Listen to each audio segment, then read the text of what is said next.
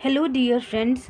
इस वीडियो में हम बात करेंगे 2026 बैंक एंड इंश्योरेंस एग्ज़ाम की इंग्लिश स्ट्रैटेजी के ऊपर कि बैंक इंश्योरेंस जो अपकमिंग एग्ज़ाम है उसमें हमारी इंग्लिश की स्ट्रैटेजी कैसे होनी चाहिए जिससे कि हमारा शॉर्ट अच्छे से सिलेक्शन हो जाए। तो हमारा इंग्लिश का जो सब्जेक्ट है वो 3 सेगमेंट में डिवाइडेड है। सबसे पहला पार्ट है ग्रामर बेस्ड क्वेश्चन जिनकी वेटेज की 30 to 40% होती है।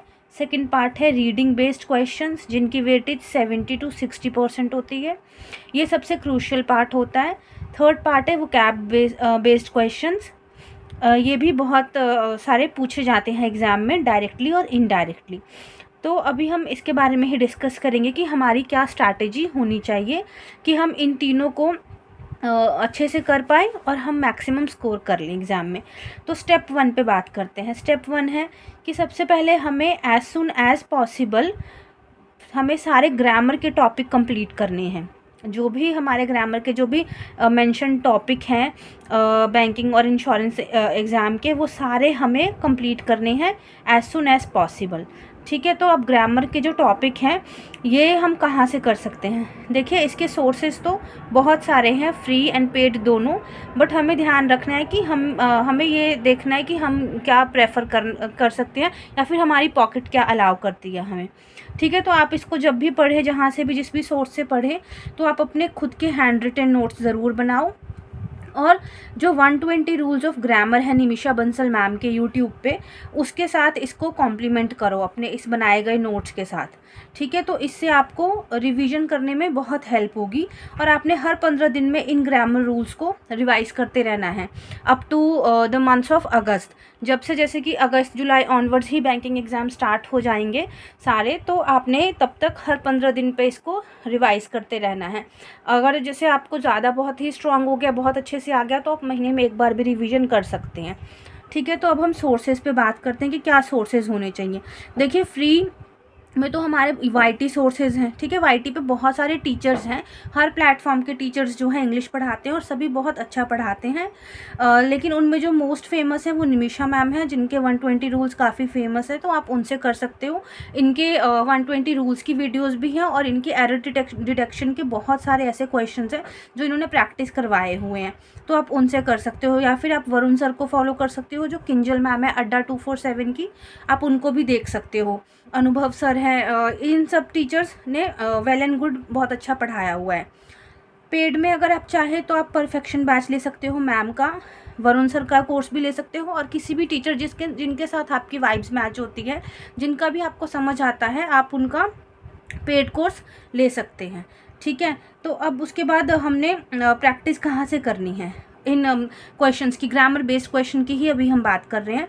तो इसके लिए ना यस ऑफिसर ऐप पे 10 क्वेश्चन का क्विज़ अवेलेबल होता है। 5 to 10 क्वेश्चंस होते हैं उसमें, एरर डिटेक्शन के ही और ग्रामर बेस्ड कॉन्सेप्ट के ही।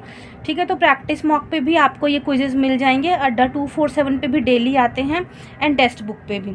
ठीक है, तो आप इन सब जगहों से जो भी आप जैसे भी पढ़ रहे हो, सपोज आपने नाउन पढ़ा, प्रोनाउन पढ़ा, या फिर एरर के क्वेश्चंस पढ़ कर लिए, कॉन्सेप्ट्स ग्रामर हो गए, तो आप एरर के क्वेश्चंस वहाँ से देख सकते हो कि आपका कितना ठीक हो रहा है, कितना नहीं हो रहा है। इनिशियली तो आपको मार्क्स कम ही आएंगे, बट अगर आप इनिशियली कम स्कोर करते हो तो फिर वो अच्छा है कि आप कॉन्सेप्ट सीख रहे हो वहाँ से।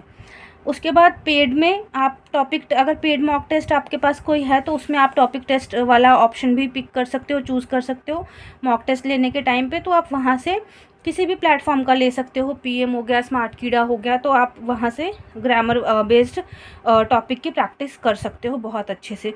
तो ये सब हमने इस पेज पे डिस्कस किया ग्रामर के बारे में। नेक्स्ट पेज है हमारा, नेक्स्ट स्टेप है हमारा रीडिंग बेस्ड क्वेश्चंस के लिए। देखो, regular reading is a key to succeed in a bank exam. तो आपको रेगुलर रीडिंग की हैबिट बहुत अच्छी डेवलप करनी है up to your mains exam, और अब जब तक की नोटिफिकेशन कोई नहीं आ जाता तब तक। ठीक है, तो रीडिंग बेस्ड क्वेश्चंस जो होते हैं ना, उनको उनकी वेटेज बहुत ज़्यादा है बैंक एग्ज़ाम में। और जो बैंक एग्ज़ाम में इंग्लिश को क्रैक करने का जो एक बेस्ट रूल है वो है रीड अलॉट। मैक्सिमम से मैक्सिमम आप जितना रीडिंग हैबिट डेवलप करोगे ना इंग्लिश सब्जेक्ट की, इंग्लिश पढ़ने की, उतना ही आपको वो हेल्प करेगा। वो सिर्फ इंग्लिश में नहीं, वो आपको सिटिंग अरेंजमेंट, पज़ल में भी जल्दी पढ़ने में, जल्दी सोचने में, जल्दी ब्रेन प्रोसेस करने में आपको हर तरीके से वो चीज़ रीडिंग जो है हेल्प करेगी। ठीक है, तो बैंक एग्ज़ाम का रिज़ल्ट जो है ना वो सारा का सारा चेंज कर सकता है आपका अकेला इंग्लिश सब्जेक्ट। मतलब आपको बिल्कुल ही बहुत अच्छी लीड दे सकता है प्रीलिम्स एग्ज़ाम में भी, और मेंस एग्ज़ाम में तो देता ही है। ठीक है, तो English can give you a good lead and great lead. ठीक है, तो आप क्या कर सकते हो इसके लिए, रीडिंग इम्प्रूव करने के लिए, और रीडिंग पे आप कैसे काम कर सकते हो, उसका बेस्ट सोर्स है एडिटोरियल। ठीक है, तो आप एडिटोरियल कहाँ से पढ़ सकते हो? एडिटोरियल आप इंडियन एक्सप्रेस से पढ़ लो, द हिंदू से पढ़ लो, और टेलीग्राम पे ऐसे बहुत सारे चैनल हैं जो कि सिर्फ और सिर्फ एडिटोरियल प्रोवाइड करते हैं, उनकी कटिंग्स स्क्रीनशॉट प्रोवाइड करते हैं। तो आप वहाँ से उन ग्रुप्स को ज्वाइन करके वहाँ से आप इनका एडिटोरियल पढ़ सकते हो। ठीक है, और अगर आपका टारगेट है specially SBI PO, IBPS PO, RBI grade B prelims, या फिर अदर रेगुलेटरी बॉडी एग्ज़ाम जैसे कि PFRDA, सेबी, नाबार्ड, इन सबको अगर आप टारगेट कर रहे हो ना, तो एक जो बेस्ट सोर्स है वो है एऑन मीडिया, AEON। एंड ये मीडिया, ये आप इसको अपने जीमेल के थ्रू गूगल पे जाके सब्सक्राइब कर सकते हो। ठीक है, ये बहुत अच्छे अच्छे आर्टिकल्स आपको आपकी मेल पे भेज देता है डेली और वीकली बेसिस पे। इनके आर्टिकल्स बहुत अच्छे होते हैं, जैसे कि SBI PO, IBPS PO, या फिर ग्रेड बी, PFRDA, ये मैंने जो जो एग्ज़ाम दिए हैं मैं आपको उन्हीं का बता रही हूँ। इन सब में एक अलग लेवल का कॉम्प्रीहेंशन पूछा जाता है। जैसे कि PFRDA में अभी रिसेंटली इवोल्यूशनरी मिसमैच के ऊपर एक बड़ा अच्छा कॉम्प्रीहेंशन था, तो उसको मैंने उससे सेम थीम रिलेटेड मैंने एऑन मीडिया पे कुछ ना कुछ पढ़ा हुआ था उससे रिलेटेड, तो मुझे काफ़ी हेल्प हुई उस आर्टिकल को पढ़ के सॉल्व करने में, कॉम्प्रीहेंशन को एग्जामिनेशन हॉल में। ठीक है, और अगर आप इन बड़े एग्ज़ाम को टारगेट कर रहे हो तो आप इकोनॉमिक टाइम्स का भी एक एडिटोरियल, या फिर फाइनेंशियल एक्सप्रेस का फॉलो कर सकते हो।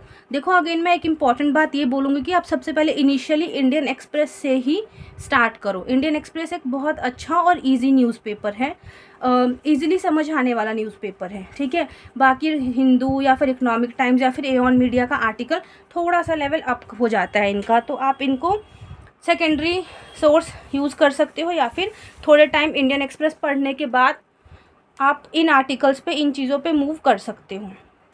ठीक है, तो आपको लेकिन रीड करना है रेगुलर बेसिस पे। ठीक है, read it on a regular basis और you will see the change. ठीक है, तो थोड़े ही दिनों में आपको चेंज नज़र आ जाएगा, चाहे आप इंडियन एक्सप्रेस पढ़ो, चाहे आप इन सब में से किसी एक सोर्स को पिक करके पढ़ो, या इनका कॉम्बिनेशन भी डेली डेली आप चेंज करके पढ़ सकते हो। लेकिन बस की ये है कि आपने डेली पढ़ना है, डेली कुछ ना कुछ आप 20 to 30 मिनट आप स्पेंड करो पढ़ने में, रीडिंग करने में, और इंग्लिश का मटेरियल। ठीक है, सेकंड चीज़ आता है लिसनिंग। आपको इंग्लिश पॉडकास्ट सुनना चाहिए, जैसे कि मैं इंग्लिश स्पीचेस की अक्सर सुना करती थी अपने इनिशियल प्रिपरेशन डेज़ में, और संसद टीवी पे भी आप इनके ना इंग्लिश के न्यूज़ देख सकते हो, जिससे आपका करंट अफेयर्स भी हो जाएगा। जैसे कि क्रिटिकल मिनरल्स पे मैंने अभी थोड़े दिन पहले ही, कुछ दिनों पहले ही इनका एक देखा था न्यूज़ में, काफ़ी उन्होंने बहुत अच्छे से बताया हुआ था क्रिटिकल मिनरल स्कीम के बारे में। तो आप वहाँ से आपको जैसे करंट अफेयर्स भी कवर हो गया, और थोड़ा हमने उनका एक्सेंट, उनका तरीका एंड लिसनिंग भी हमारी इम्प्रूव हुई, और वो सब चीज़ें भी उनका सीखा, वो सब चीज़ उनका सीख ला। ठीक है, उसके बाद है आप FM रेडियो वगैरह भी पॉडकास्ट आते हैं, तो आप उनको भी सुन सकते हो। ठीक है, तो देखो, रीडिंग करने का मतलब रीडिंग हमने कर लिया बहुत अच्छे तरीके से, मतलब रीडिंग पे काम करना है, और अपनी लिसनिंग एबिलिटी पे भी काम करना है। लिसनिंग एबिलिटी आपको इंटरव्यू में भी हेल्प करेगी, और इससे आप वर्ड फॉर्मेशन, सेंटेंसेस, मतलब काफ़ी कुछ सीखते हो। नेक्स्ट चीज़ आती है आफ्टर रीडिंग प्रैक्टिस। हमने क्या करना है कि हमने क्वेश्चंस के ना टाइप सीखने हैं, learn the types of questions and concept. कि ठीक है, अब हमने ग्रामर पढ़ लिया बहुत अच्छे से, रीडिंग भी कर रहे हैं हम डेली बेसिस पे, रीडिंग करना भी हमें आ गया है, रीडिंग हैबिट डेवलप हो चुकी है। तो अब हमने देखना है कि प्रीलिम्स में या फिर मेंस में किस टाइप के क्वेश्चंस पूछे जा रहे हैं, कॉन्सेप्ट्स क्या हैं, मतलब क्वेश्चंस की टाइप सीखनी है, लर्न करना है कॉन्सेप्ट्स को। टीचर्स कोई भी आप फॉलो कर सकते हो यूट्यूब से। जैसे कि क्वेश्चंस के टाइप्स की अगर हम बात करें तो क्वेश्चंस कैसे आते हैं, जैसे क्लोज टेस्ट के फॉर्म में आता है, मैच द कॉलम बेस्ड आता है, स्टार्टर कनेक्टर टाइप हो गया, इन्फरेंस बेस्ड क्वेश्चंस हो गए, कॉम्प्रीहेंशन कैसे जल्दी सॉल्व कर सकते हैं उसकी स्किल्स हो गई। देखो रीडिंग से आपको कॉम्प्रीहेंशन जल्दी पढ़ना आएगा और जल्दी आप समझ पाओगे कि हाँ क्या बात बोली जा रही है, ऑथर क्या कह रहे हैं, ठीक है। उसके बाद फ्रेज रिप्लेसमेंट के क्वेश्चंस हो गए, पैरा जंबल की टाइप्स हो गई, सेंटेंस रीअरेंजमेंट हो गई। तो ये कुछ मैंने क्वेश्चंस के टाइप यहाँ पे बताए हैं जो कि आप रीडिंग बेस्ड स्किल डेवलप करके आप इन सब क्वेश्चंस को बहुत ईजिली सॉल्व कर सकते हो। लेकिन आपको पहले इनिशियली कुछ डेज में कॉन्सेप्ट सीखना होगा, किसी टीचर से सीख लो या फिर मॉक टेस्ट दे के भी आप सीख सकते हो, ठीक है। Basically learn the art and skill to do these types of question, ठीक है।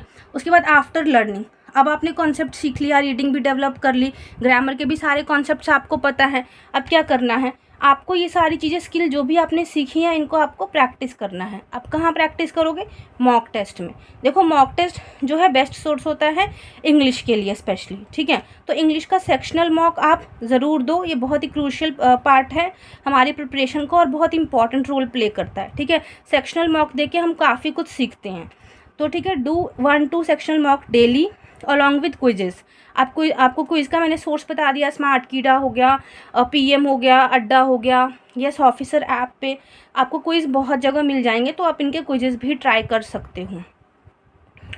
नेक्स्ट है एनालिसिस ऑफ मॉक, ठीक है। तो अब मॉक दे दिया, मॉक में प्रैक्टिस भी कर ली, तो इसके बाद आप क्या कर सकते हो, इसके बाद आपको ना फाइंड करना है और डिसाइड करना है अपने accuracy, rate of your accuracy, कि आपकी एक्यूरेसी इंग्लिश के सेक्शनल मॉक में कितनी है, किस रेंज में लाई कर रही है। और आपको ये डिसाइड करना है कि आप किन क्वेश्चंस में 100% एक्यूरेसी के साथ कर देते हो और किन क्वेश्चंस में आपको टाइम लगता है या फिर आपकी एक्यूरेसी कम है, लाइक 60% 80% है, किस में 95% है। तो आपको वो सेगमेंट, वो एरिया ढूंढने हैं। जैसे बहुत सारे बच्चों का जो पैरा जंबल है वो वीक होता है, ठीक है, तो और क्लोज टेस्ट स्ट्रांग होता है, तो आप ऐसा कुछ करके अपने एरिया फाइंड आउट कर सकते हो, ठीक है।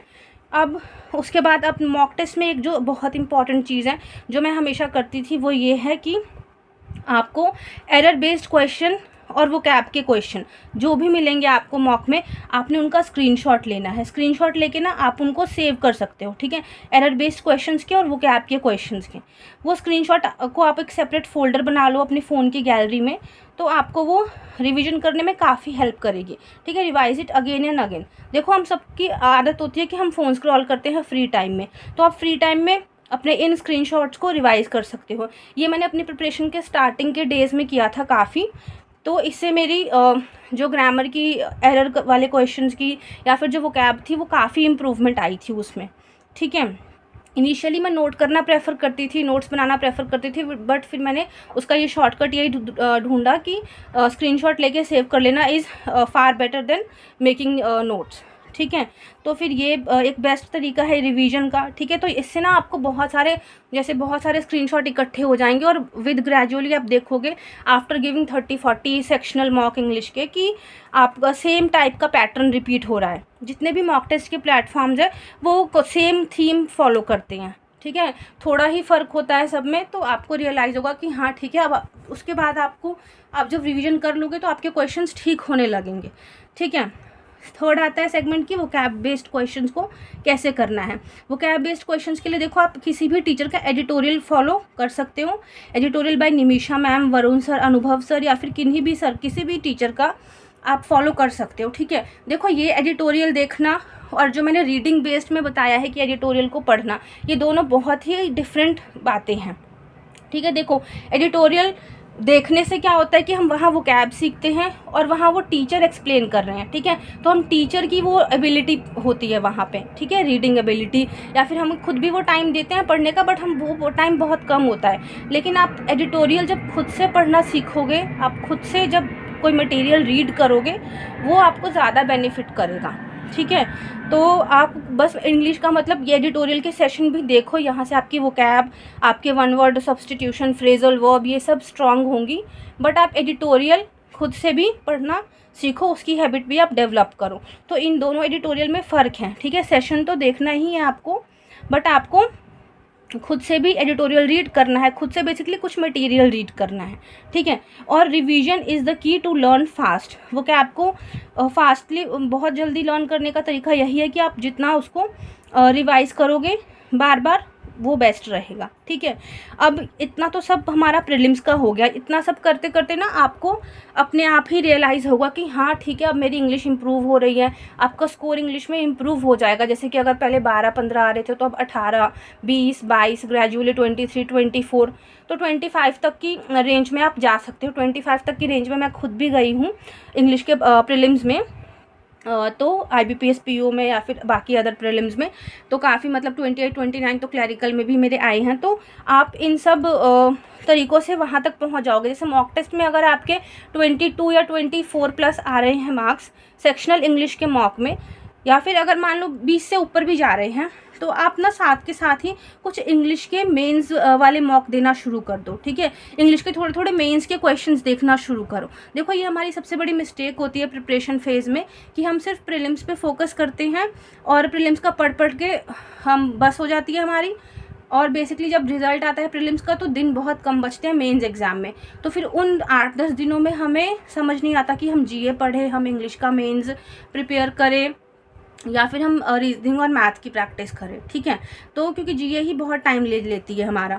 तो फिर आपको जैसे ही आपको प्रीलिम्स के इंग्लिश के सेक्शनल मॉक में थोड़ी भी लगे कि हाँ मेरी अभी इम्प्रूवमेंट हो रही है, लाइक 18, 20, 22 तक के उसमें रेंज में जा रहे हो, आपका स्कोर जा रहा है अच्छे मॉक टेस्ट का, जैसे कि स्मार्ट कीड़ा हो गया या ऑलिव हो गया, इन सब के मॉक टेस्ट में, तो आप क्या करो कि आप कुछ मेंस के कॉन्सेप्ट सीखना शुरू कर दो। मेंस की वीडियोस देखना शुरू कर दो YT पे, ठीक है। आप वहाँ कॉन्सेप्ट सीखो। देखो ये एक बहुत बड़ा मिसकंसेप्शन है कि प्रीलिम्स इंग्लिश और मेंस इंग्लिश मतलब अगर प्रीलिम्स का इंग्लिश अच्छे से हो गया तो मेंस का भी हो जाएगा। नहीं, थोड़ा यहाँ पे ना डिफरेंस है दोनों के कॉन्सेप्ट्स में, लेवल ऑफ डिफ़िकल्टी में, और level of difficulty and question solve करने का तरीका, कॉम्प्रीहेंशन स्पेशली, ठीक है। इन्फरेंस बेस्ड क्वेश्चन हो गए, क्लोज टेस्ट की टाइप हो गई, कॉलम बेस्ड क्वेश्चन हो गए।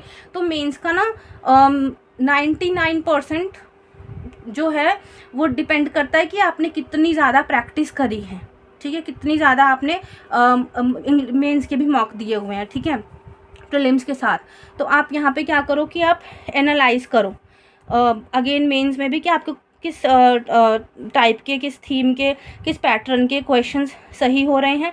अपने मिस्टेक्स को ना मेंस के क्वेश्चन वालों को अभी से जैसे मार्च अप्रैल ऑनवर्ड्स ही नोट करना शुरू कर दूं कि हाँ मेरे मेंस के, ठीक है, मैंने थोड़ा कॉन्सेप्ट सीख लिया, देख लिया, समझ आ रहा है। तो अब आप एक सेक्शनल मॉक ना इंग्लिश मेंस का 8-10 दिन में दे दिया करो, ठीक है। या फिर गैप ऑफ 15-20 दिन, जितना भी आपको सूटेबल हो। या फिर नहीं, अगर फुल मॉक नहीं दे सकते, 40 क्वेश्चन 50 क्वेश्चन लेंदी लगते हैं आपको 40 क्वेश्चन, तो आप क्या कर सकते हो कि आप इनके क्विज दे दो, ठीक है।